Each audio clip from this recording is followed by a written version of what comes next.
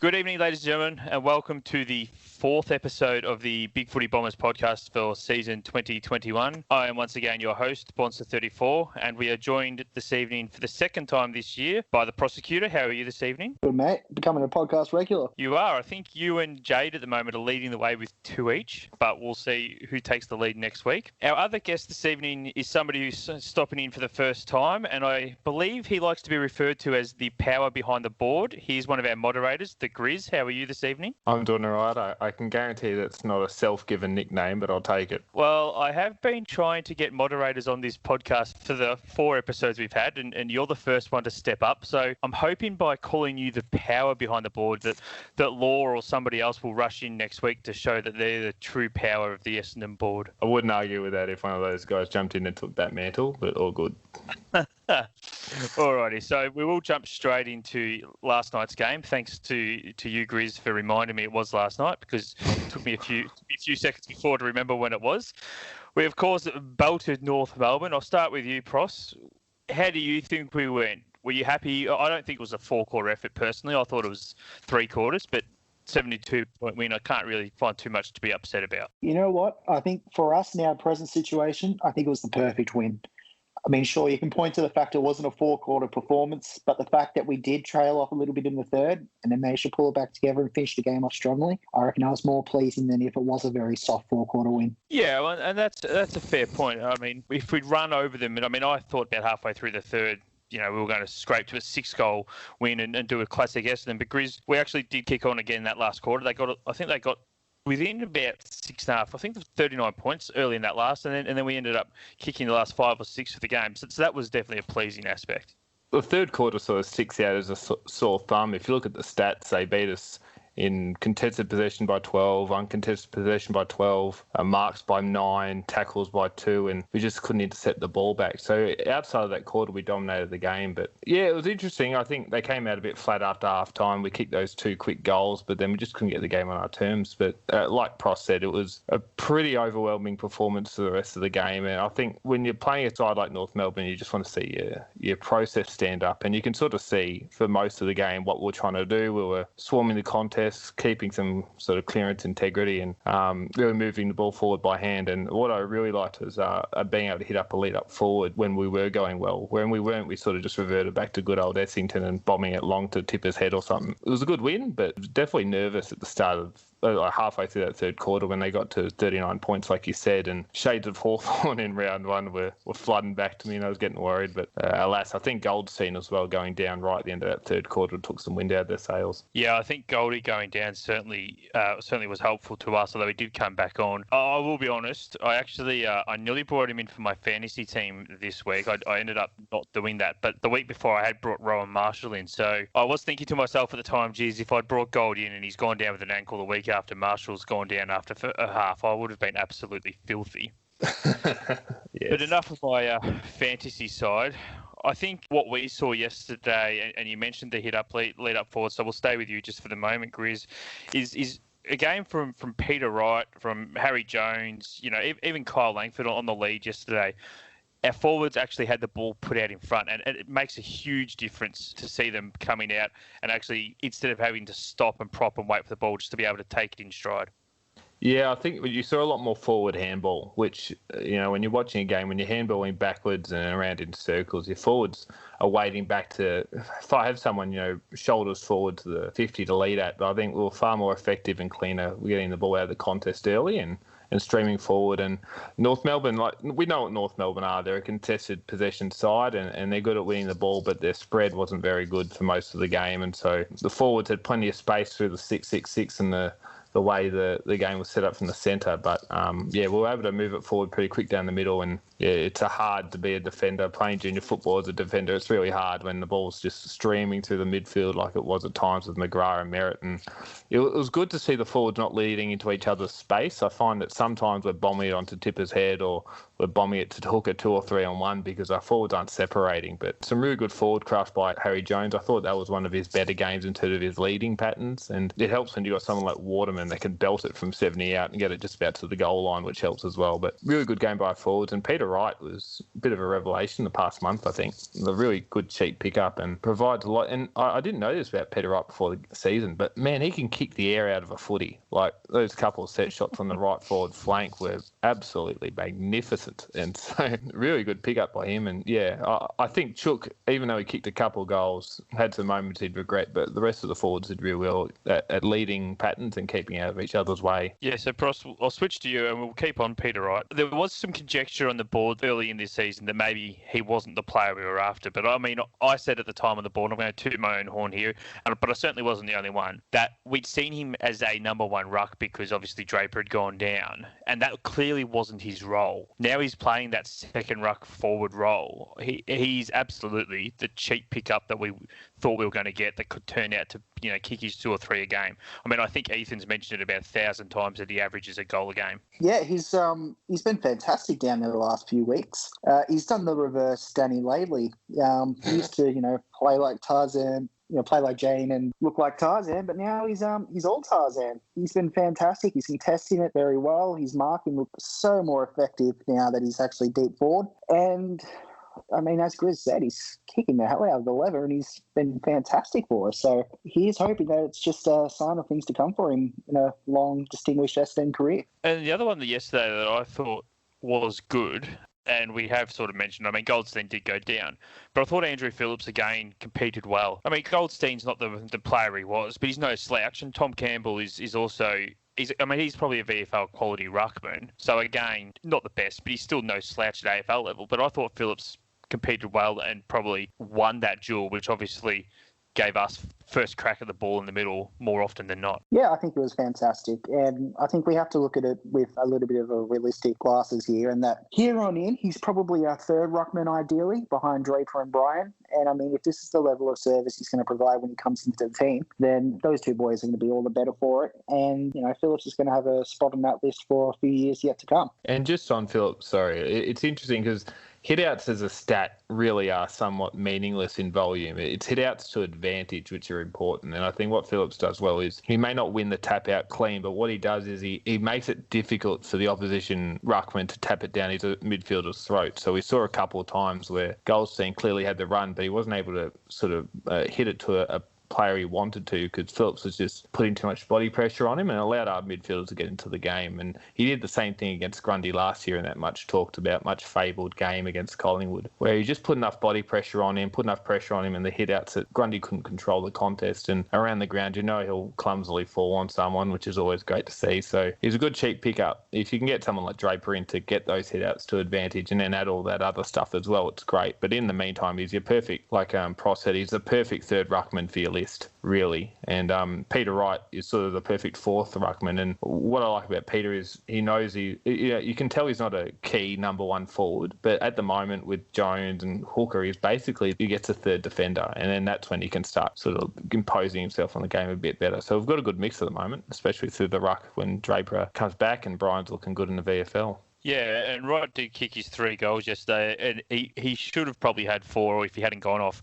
One thing I did laugh about, which gave me a moment of pleasure yesterday, was just how quickly Tipper managed to get his hands on the football when Wright was heading to the bench. Everyone else is sort of making sure Peter Wright's okay, and Tipper's standing there with the footy going, all right, I'll take the kick. It's my shot now, boys. I'm closest guy. He was having a pretty bleak day individually up to that point, so like a good small forward, he sensed the opportunity just to add a little bit of mayo onto that scoreboard for him. Yeah, you say he had a bleak day, and I only mentioned this because I was actually sitting next to my father and he said the exact same thing as you. He'd still kicked 2 goals too. I mean, he still had 4 shots on the board. It was a bleak day, but as bleak days go, I think most AFL players would take it. He snagged 3 actually, so that's a very good day. Yeah, he had 2 up until he stole the ball from Wright's kick. Too legitimate, yeah. Slot his third. It's interesting with Tipper, and he's not getting a lot of talk about Australian sort of worthy seasons, but he's the only player in the competition that's top 10 in goals and top 10 for tackle inside 50s. So if you think about your metric that you want for your small forward, he's top 10 in both of those. And he's the only small forward inside the top 10 for goals. So he's having he's sort of flown under the radar because the team's not going great guns, but We are in comparison to expectations, but in terms of his individual season, he's doing very, very well at the moment, and I don't know why he's not being talked about more as an All-Australian contender at this stage. Yeah, certainly. I think with Toby Green going down with his injury as well, I think he's pretty much a shoo-in at this point if you were to do the team today. So, I mean, there's some good competition coming through. In particular, you got Pickett, who's going to benefit from being in a strong team with Melbourne. And Toby Green obviously should be back sometime soon. But he's laid the foundation for, a breakthrough All-Australian season. Yeah, he absolutely has. And while we're talking about players that may very well have their first All-Australian season, I'm going to touch on him again, and we touch on him every week. But Darcy Parish yesterday, he led the way with 36 disposals. He had the most marks on the ground with 12. He laid the most tackles on the ground with 4. He had the most metres gained for Essendon. He had the most score involvements. He had the most centre clearances. Most marks. Yeah. How good is this guy, really? I mean, Grizz, I've probably spoken to Pros before, so we'll go to him second. So I'll go with you first, Grizz. But did you see this coming? I mean, we all knew that as a midfielder, he was being held back by being played on the half-forward flank. And admittedly, not as much as someone our board would have you think, as Ant has pointed out multiple times. Yeah. But he still did play forward. Did you ever think that this sort of performance would come if we just played him pure mid? I had wondered, he was a guy, I used to live around where he played his junior football, and I don't live there anymore, but he was an absolute gun at junior level. And what he's doing now at AFL level is a lot of what he was doing as a junior. He was a great accumulator, but what I think he's added probably in the last 12 months, which has made him go to another level, is his ability to hurt you with his possessions. I think when he was playing in midfield previously, he was getting a lot of sort of cheapy handballs and just bombing it forward indiscriminately, but he's so much more attacking with his disposals at the moment. He's accumulating, like you said, he's leading basically all the statistics, but I think spending a bit more time forward has meant he's been able to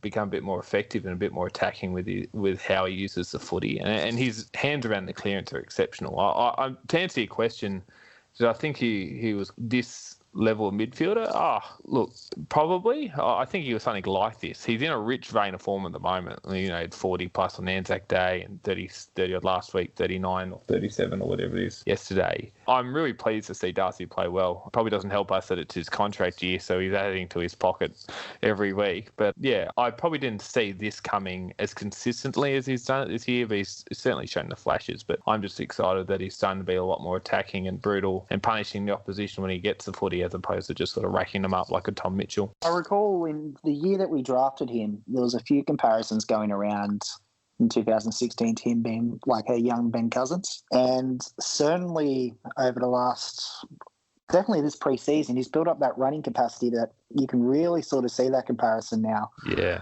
And it's fantastic to see. Like, I mean, there was a post on the board a couple of weeks ago saying he's the best player we've had since Job, which I think might be a bit of a stretch, but nonetheless, just even sort of treating that as a serious comment 8 weeks ago is just, it's astounding how far he's come so quickly. And he is hoping that he can just continue to follow this through, because I'll tell you what, he's a smoky for the Brownlow this year, the way he's going. You'd think he'd poll in each of our wins. Like, if you look at our wins, he'd be a 2 or 3 vote getter in each of them. So he dominated St Kilda, won the Anzac Day medal, was a gun yesterday. You'd think he'd have 8 or 9 votes just out of those games. So he'd be right up there. You're probably right there, Prof. Listening to the AFL Exchange podcast a couple of hours ago, they were saying that the Brownlow predictor will come out tomorrow. Yep. And they've got Darcy Parish, I think, in 4th with 14 votes to this stage. So he's going to be right up there, especially if he can continue this through with a very generous fixture on the way home, with the club only leaving Victoria once after this week. It'd be interesting to see what happens when Shield gets back. I suppose I'd ask you guys that question. When Shield gets back next year and we get Caldwell towards the end of this year, what does that do with our midfield rotation? Because 5 doesn't go into 3, and you'd think we'd probably add to our midfield stocks, either over the summer or mid-season draft next week. I mean, what do you guys think is our best midfield rotation? Because I'm not sure at the moment. Do you feel like you should throw Shield up as potential trade bait if the right offer were to come around for him? It's a big contract to move. What was it, a 6-year deal, was it, Bonds, that he signed when he came? It was a big deal. Yeah, I think it was 6 years.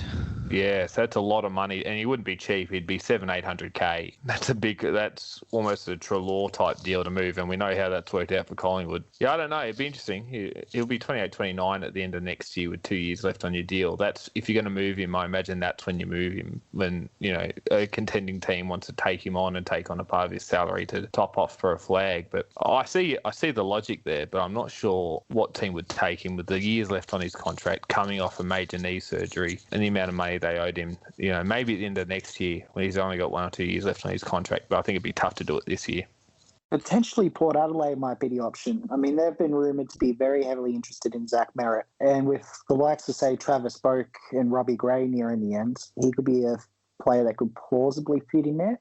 Whether he's the right type necessarily is another matter, but I feel like there could be some options there for a contending team to definitely draft him in for a few years. Yeah, so I just looked at Law's contract thread, and shout out to her for keeping it updated for us. He is contracted till the end of 2024.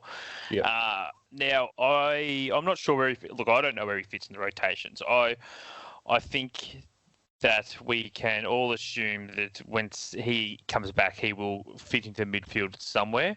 I'm honestly not sure where he does, though. It's a tough one. The other question I have is say, for example, at the moment, that McGrath, Merritt or Parrish goes down.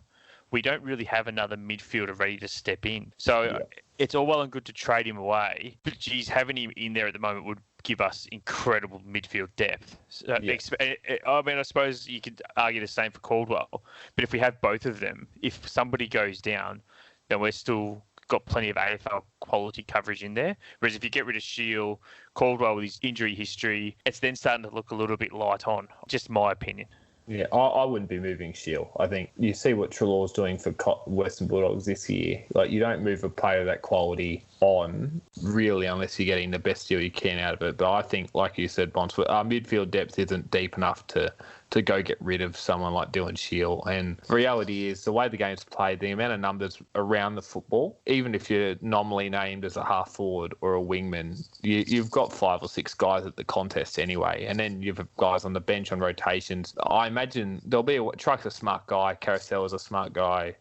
All the coaching staff, really good, clever football brains. They'll figure out a way to fit them all in. But it's just an interesting conundrum, because I think most football Essendon fans would, at the start of this year, would have gone, yep, Shield, Merritt, McGrath, starting midfield. But the way Parrish is going, you can't knock him off that first rotation. He's just absolutely slicing them up at the moment. And Caldwell's the same. It'll be interesting. But I think that's why you play Parrish forward and you play McGrath half back and you play Merritt off the wing. So when you have that glut of midfielders, you can move them around and use their skills in other areas, so they're all getting game time. But like I said, you've got enough guys around the football and general play.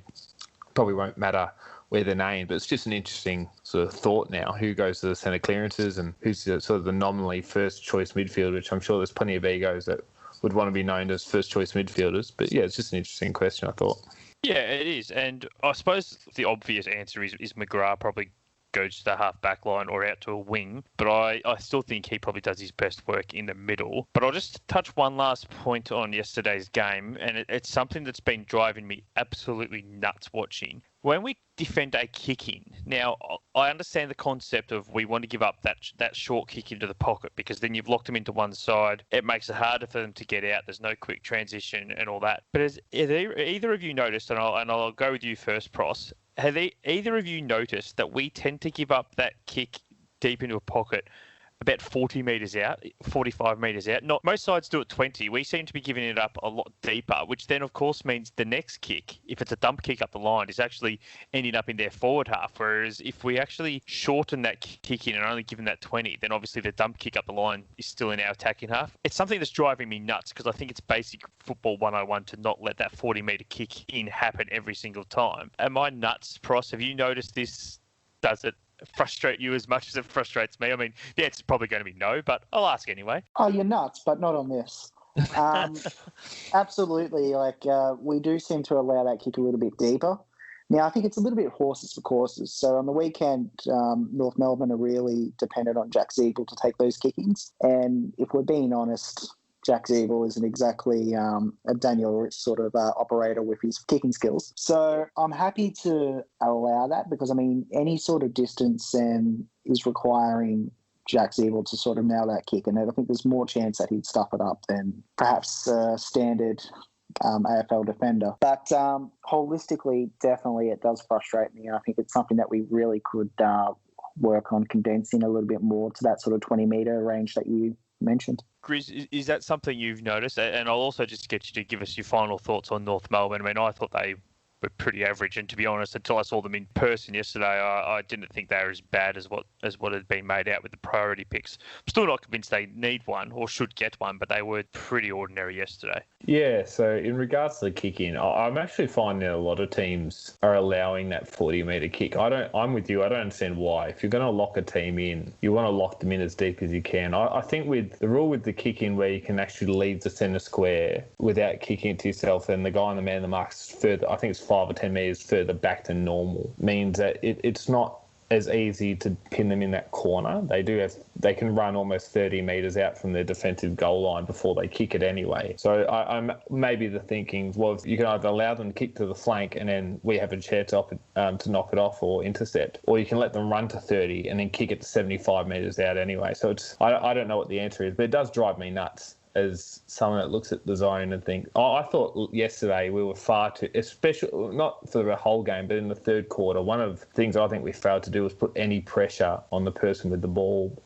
We didn't get to the man, we didn't man the mark quick enough or slow to set up our zone. We just sort of let North Melbourne run right in that third quarter. But yeah, from the kick in, it's not a huge gripe for me, but I can certainly see where you're coming from. In terms of North Melbourne in general, they just lack polish. Like, you can see what they're trying to do. Cunnington's a gun. I really like David Zuniak. Taron Thomas looks good. Jai Simpkin was off yesterday, but he's had a good year. They're a contested pool-based side, and if you can take that off them, they haven't got much chop. I'm not convinced on Nick Larkey up forward, but he's also trying to take on 2 or 3 defenders every time he runs at the ball, so the poor guy's not getting much of a run. I don't think they're priority pick worthy, and this is a gripe for me with North Melbourne going, we might ask for a priority pick. The reason they're as bad as they are, they're as young as they are, is because last year and the year before they pruned their list back more than I think they needed to, and they did that to be really bad, to get the draft capital, all of that. But if you choose as a club to prune back that far, I think it's then a bit rich to turn around and ask for concessions because you're now a really bad team. Well, you had the opportunity to keep some senior players around and you booted them. So that's not really the AFL's sort of responsibility to bail you out of that. My only final thought on it is, well done to Dodora. I know he gets a lot of criticism on our board for some of his selections, but I think when you look at the cheap pickups we've gotten in, Waterman, Phillips, Wright, Nick Hind, who was unbelievable yesterday, coming off half-back. He's done some really shrewd recruiting and picking up in some players to fill roles around our team that I didn't think were at all going to be any sort of players in our team, so well done to him. Any final North thoughts for you there, Pros? Yeah, look, the more I think about it, the less optimistic I am about North Melbourne. They give me serious late 2000s Melbourne vibes. I think, as Grizz said, they've cut very deep. I don't think there's a senior core there to be able to support that. I mean, what have they got? Cunnington, Goldstein, and Zeeble, and then just completely pretty much drops away. And I mean, further to that as well, I think there's so much instability around that club in general. What with, I guess, the coaching situation over the last couple of years. And I just don't really see the nucleus there for a strong premiership contending side in the foreseeable future. However, as Grizz said, I think it's really left me feeling pretty positive about where we actually are. And, it's taken a few years to be able to see it, but that sort of 14, 15, 16 draft cohort starting to come on. And I just don't see that for North, for instance. So, I might be wrong, but I wouldn't be too optimistic about their short to middle-term aspirations. No, and I think you're both right. I think we are starting to see the fruits of our drafts for recent years. I probably disagree with you slightly, Grizz, in saying that Dodora gets a lot of criticism. As somebody who's probably been fairly vocal in saying that I think we need to move him on, I think he gets a pretty good run on our board. But having said that, if I was looking the other way, I'd probably think he cops a lot of criticism, which probably means he's got his equal share of lovers and haters at the moment. But we will turn our He is very polarising. But we'll move on from Adrian and also from North Melbourne, and we'll turn our attention to the West this week. So we do have the Eagles in Perth. It's going to be a tough game. I know they lost to GWS on the weekend, and I know that because I actually tipped them and screwed me over in my tipping comp, but that's fine. We do have them Saturday night. It is 7:40 our time, so that's 5:40 WA time. The obvious worry for us versus the Eagles is going to obviously be the tall forwards in Oscar Allen, Jack Darling, Josh Kennedy. I've said it multiple times on our podcast this year that our key position defenders concern me because I'm not sure they're quite at that level that we know. I think we're one short down there. It will be a big test. I think it was Law who posted earlier. We're probably not giving up as much height as I was maybe thinking. The other problem we're going to have though is that they do have Bailey Williams as well, who will float down, which does give another tall, and I'm not sure who goes to him. Nick Nat is obviously the other problem. I mean, him and Williams dominated against Mumford and Flynn on the weekend. Having said that, the Eagles lost. So they can dominate the ruck taps and your side can still win, and I think our midfield has the capability to rove to them. So I don't think we're going to be that short in the middle, but I do think, and Pross, you've heard me say it 1,000 times, so I'll swing to you first. I think our biggest problem is going to be their tall forwards. Absolutely. And I mean, so far we've been pretty resolute when coming up against quality opposition key forwards. I think it was us and Port Adelaide are the only teams not to have a player kick 5 goals against us. But I tell you what, I think our odds will be rivaling our VFL team's odds to win on the weekend when it comes to a player kicking 5 goals, because it's going to be hard to contain Kennedy and Darling and Oscar Allen. So here's hoping that those odds pan out the exact same results as our VFL did, and I lose that bet and we do manage to contain them, but it's going to be a tall order for Francis, Laverde, Ridley, and the rest of our defensive unit. James Stewart, yeah. I forgot that he was a defender. What about you, Grizz? Do you agree that the defense is going to be our weak point, or do you think the Eagles will get to us in another area of the ground? Yeah, it's interesting with the defence. I think we don't lack in height. Like Francis is one, it would be 6'4", and Stewart's almost 6'6", but I think the reason we have this perceived lack of key defenders is that other than maybe Stewart and Laverde, who have been defenders for all 5 minutes, we don't have a lot of lockdown defenders. We have a lot of intercept rebounding types in Ridley and in Redmond, as opposed to sort of guys we know can lock down an opponent like we knew Ambrose or Hooker could. It'll be interesting. West Coast is just so efficient going inside 50. Their score to inside 50 ratio is just astronomical, and they get it. It's because they're one of the better mark inside 50 teams in the competition. So a lot of that is sort of predicated on supply, and particularly out of Santa Clearance with Nat Nui down to their midfielders. It'll be interesting to see how much pressure we can put on the ball. I think West Coast play sort of unlike any of the other really good teams in the competition. They're not a forward half sort of team. They're a kick, mark, possession-based game, and they play Optus Stadium so well. And I think my biggest issue is that we're going to get home West Coast this week as opposed to away West Coast, who seem to be two completely different teams. And so I think, yeah, the key forwards will have a massive say because their ability to mark inside 50 and convert is West Coast's biggest strength. Guys like Kennedy and Darling and Oscar Allen and Bailey Williams, who's really lit the world up last week, can really dominate the air, and they're just such accurate set shots. But where teams get West Coast and where GWS got West Coast last week was contested ball. They just did not allow West Coast to mark, kick, handball. They made it a ground ball game. They made it scrubby. Made it a tackle-based sort of win-your-own-footy type game, and West Coast just didn't have the cattle through the midfield with Shuey and Yo out to go with GWS. Now, we're not necessarily GWS. We haven't got Ward, Hopper, Taranto, those sorts of big-body guys that can just bully around the contest, but we do have a bunch of guys that are ball hunters and they're willing to tackle. So I think we've just got to be able to keep the ball sort of in dispute and on the ground, because if we play the game to keep things off, we're going right to West Coast hands and they'll just slice us up. And the second thing we can't do is what we did in the third quarter against North Melbourne, which is just bomb it on the heads of our forwards and not honour the hit up. West Coast are, exceptional at intercept marking going inside 50. If you put it to a predictable spot. If you're not smart about hitting up your forwards or even just grubbing it on the ground, West Coast will pick you off and just torch you going the other way. So you've got to get it forward and you've got to keep it there and make it a ground game, because if you keep it in the air, West Coast are,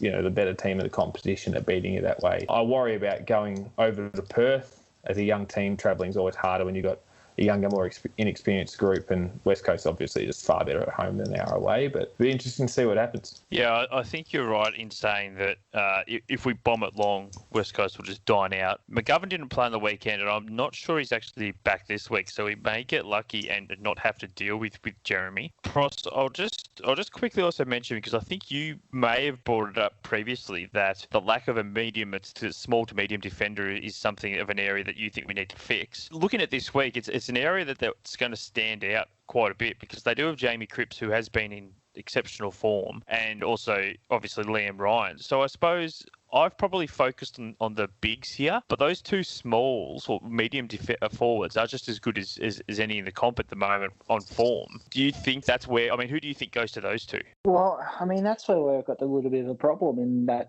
Hines been fantastic, but I think the thing that probably elevated Saad above Hind at his best was he had that capability to be a lockdown defender. I think from the players that will have at our disposal on the weekends, it pains me a little bit to suggest it, but you're probably going to be looking at, say, maybe even a Jaden Laverde, potentially on a Liam Ryan, and then probably Mason Redmond you're going to have to require to be a little bit more on the defensive conscious side this week. But there really isn't a natural option just that screams out at you that will tackle that. And it really is an area, as you say, that for all that we laud West Coast attacking options in the height department, they really have a multiple tool set to be able to hurt you, and we could be on the end of that this week. Grizz, just on us for the moment, there is talk that Draper and Stringer will be both available this week. Oof.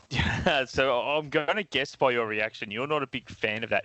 Would you play them this week, especially Draper first game back against, Nick Nat and Bailey Williams? Do you play them this week, or do you hold off and then unleash them for Dreamtime at the G the following week against Richmond? I wouldn't be risking a hamstring and a syndesmosis on an away trip to Perth. I think with hamstrings, with Stringer being able to play, you sort of trust him a bit more. But again, you're on a flight for 3 hours over there. It's an early morning because they fly back on the same day. I wouldn't risk them, particularly with Draper. As far as I'm aware, he hasn't played any VFL football. So you're asking a guy who hasn't played footy in 9 to 10 weeks to come back with no game or match simulation or fitness under his belt to go overseas to one of the hardest tracks. And we can't underestimate how hard the track is at West Coast. The amount of ankle injuries and soft tissue injuries that happen because of the sand base under that floor. I think you're just asking for Sam Draper to do a soft tissue injury if he comes back that early. I personally wouldn't bring Draper back until after the bye. I would be giving him, I'd be giving him 2 weeks in the VFL, being against Richmond and then our bye week as a club. And then you'd bring him in against Hawthorn. I wouldn't be bringing him against West Coast. I probably wouldn't be bringing him in against Richmond.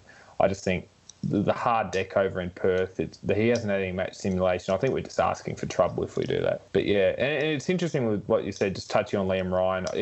I almost think Ridley is his best matchup because his ability to go in the air, and Ridley's quite agile on the ground, but you need Ridley to take your Oscar Allens or your Bailey Williamses. So it's just, they kill you every way. They want West Coast. But yeah, back to your original question, I wouldn't be taking Draper over to Perth in any situation.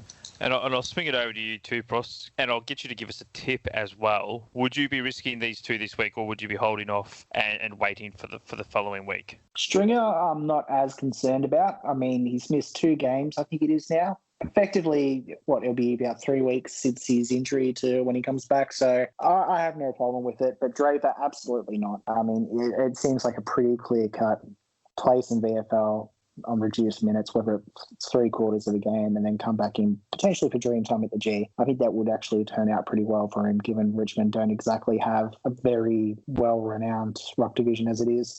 For a tip, I tell you what, cautiously optimistic. I saw the early markets sports bet, gamble responsibly, and we were at 550, which I think is just well over the odds.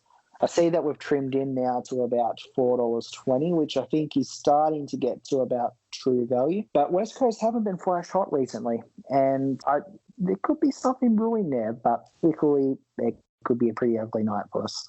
So I'll tell you what, I'll sit on my fence and I'll say West Coast by 18 points. And Grizz, I'll get you to give us a tip. I'm going West Coast, and I don't think it'll be awfully close. If we can get away, I think West Coast will win, but if we can get away with a less than 6-goal loss, just because how good West Coast are at home, I think if we lose by less than 6 goals, it's a good day for us, which I think probably about West Coast by 35. Yeah, I'll probably split the difference between the two of you and say West Coast. So what do you say, 18-35? Split the difference is about 26 points, 26, 27. That's splitting the difference. I'd love to tip Essendon, and I think somebody today did post on the board. We did beat them in 2018, but I just sadly don't see that happening again. But you never know. So tune in Saturday night and we'll see how it unfolds. Now, we will jump to the last segment that I told you about. And this is a favourite segment of Pross's. He was involved in the only edition of Bonser's quiz that we've had so far. It went tremendously well, and I'm devastated that the footage will never be released due to poor sound quality. All people need to know is undefeated and undisputed. Yeah. And the questions were not difficult or obscure at all. Who handballed the ball to James Turd for his goal against West Coast is not a bizarre question. It was something that both you and Jade should be ashamed that it took you so long to get. But we will go it again. Now, Grizz, you obviously didn't hear the footage last time. So the way this works is there are 5 questions. That in theory means there can't be a draw, although last time I think at one stage we were on track for a draw because I asked a question that was so obscure nobody could answer. Your buzzer is your name. Don't throw the answer out. You have to say your name first. If you throw the answer out, I won't accept it. I did give one to Jade last time because I was taking pity on him. But let's start with the first question. Which player for Essendon has scored the most behinds this season? Grizz. Ross. No, we'll go with Grizz. It'd be Chook, wouldn't it? It is. It's Cale Hooker, so pretend there's a ding because there's the first point for the night. This year we have had 2 players start the sub role twice. I'll give you a point if you can name one. Grizz. Oh, I'm going to go Pross. I think Grizz might have got it first, but I'll go Pross just because I want to keep it even. Tell you what, I must be on a pretty big delay then. David Zaharakis.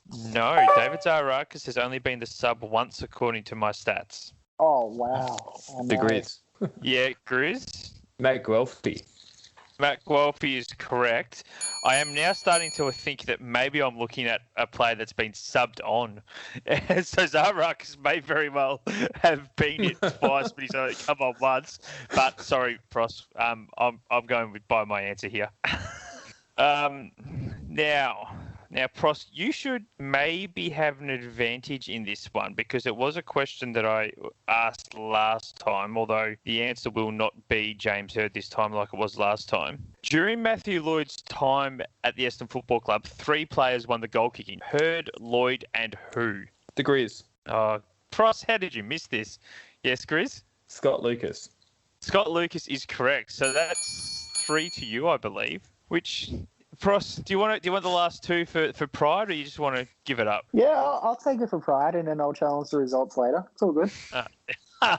Yeah, well, there is dispute on that last one. Okay, so John Coleman and Matthew Lloyd both kicked 100 goals for Essendon.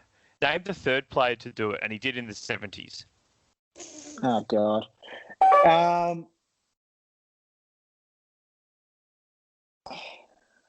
This is a shame upon my house. I'll pass. I'm more afraid of saying just a horrible answer than saying the wrong answer. Grizz, do you want to have a crack? Oh, I'm trying to think back to this. I wasn't born in the 70s. My best bet would be Gary Dempsey, but I think he may have won a Brownlow as opposed to be a goal kicker. I think you might be right. It's not Gary Dempsey. Pross, I'll give you another. Do you want to just take a stab in the dark? Yeah. Okay. 1970s. It's not Jeff Blythen, is it? It is Jeff Blythen. Oh. 107 goals in the 1972. Are you on Wikipedia right now? No comment. I'm challenging that result. Yeah, geez. He did take a long time. All right. So this is the last one, although if Pross gets it, I may throw in a special question because I think he might have got the Zaharakis one right. James Hird wore 5 for every season but one, 1992. What was his original number? The Grizz. The Grizz? 49. 49. Sorry, Pross, you don't get another crack. He wore 49 for 4 games in 1992. No, his boy has it. His boy does have it, and I believe somebody can correct me if I'm wrong here, but he took it off TD at the end of 92. But that would be right. I think so, yeah. I think TD's last year was the year before the Baby Bombers, so I think that's 92. Yeah, there is actually footage getting around of Hird and TD playing in the 92 reserves grand final because Tim Watson actually interviews Terry Danaher on the ground after the game, which is slightly ironic considering what Tim Watson was doing a full 12 months later. But Pross, you are no longer undefeated, and since nobody else has actually heard you win the first time round, your official record is 0-1 at the moment. Hey, this is a bullshit competition that you run, and I hope to see this rectified very, very soon. The only one you got right, you sat on Wikipedia for, just reportedly. That's not confirmed, obviously. But ladies and gentlemen, that will do us this evening. So thank you both very much for joining me. I hope hope your first time was a memorable experience, Grizz. No worries. Thank you for having me. And Pross, I have no doubt I'll have to get you on again and get Jade to challenge you with the quiz so you have somebody a little bit easier to take down. Tell you what, we'll get a pub session of the podcast going one day and we'll do it live in person. Well, if we ever do a pub session, I can guarantee that Dos will join us because he does very much enjoy going to the pub and having a cheeky beer or two. So that may be the only way we get Dos onto one of these days. But as always, if anybody wants to jump on, feel free. We are always welcome to people to come and join and have a crack and have a chat. It's not very complicated and it's certainly very casual and relaxed. But thank you once again to everybody for listening.